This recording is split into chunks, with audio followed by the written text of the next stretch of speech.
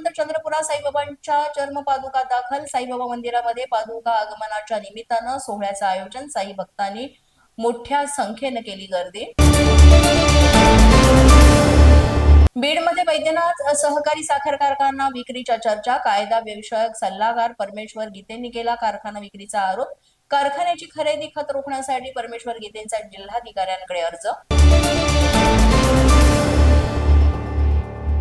जालना जिल्हा परिषदेच्या 57 गटास पंचायत समितीच्या 114 जणांची आरक्षण सोडत जाहीर। 29 जागा महिलांसाठी राखीव।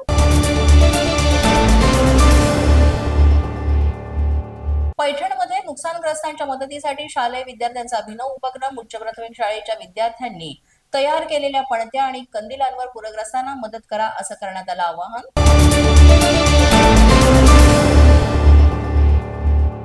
कबुतरांवरून पेटाची जाहिरातबाजी। कबुतरांच्या खाद्यावरील आता बंदी रद्द करा। पेटाचं वक्तव्य पिजन्स आर नॉट आउटसाइडर्स। पोस्टर्सवर कबूतर बद्दलचा करण्यात आला उल्लेख।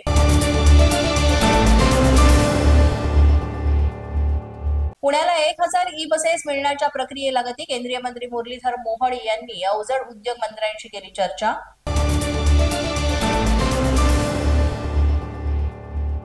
हवामान खात्याचा 5 दिवसांसाठी अलर्ट। विदर्भ मराठवाड्यात वादळी पावसाची शक्यता।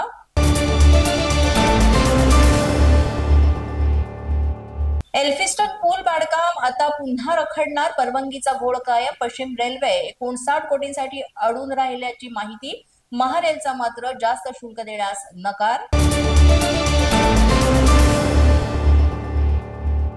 माहिती सरकारच्या काळात स्थानिक स्वराज्य संस्थांमध्ये 1363 घोटाळे, हजारो कोटी गायब।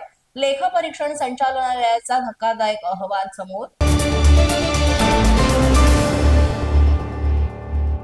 महाराष्ट्रातील प्रत्येक लिफ्टवर QR कोड हवा।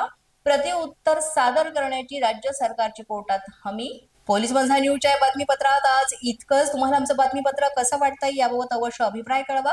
यासाठी पोलीस माझा न्यूजचं YouTube चॅनल सबस्क्राईब करा। तसंच आमचं फेसबुक, इंस्टाग्राम आणि ट्विटर अकाउंट फॉलो करा।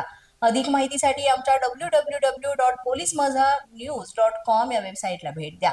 आमचे अधिकृत प्रतिनिधी व्हायचे असेल तर स्क्रीनवर दिलेल्या क्रमांकांवर आजच संपर्क साधा। आजच्या बातमीपत्रात इतकंच। पुन्हा भेटूया पुढील बातमीपत्रात। तोपर्यंत पाहत रहा पोलीस माझा न्यूज।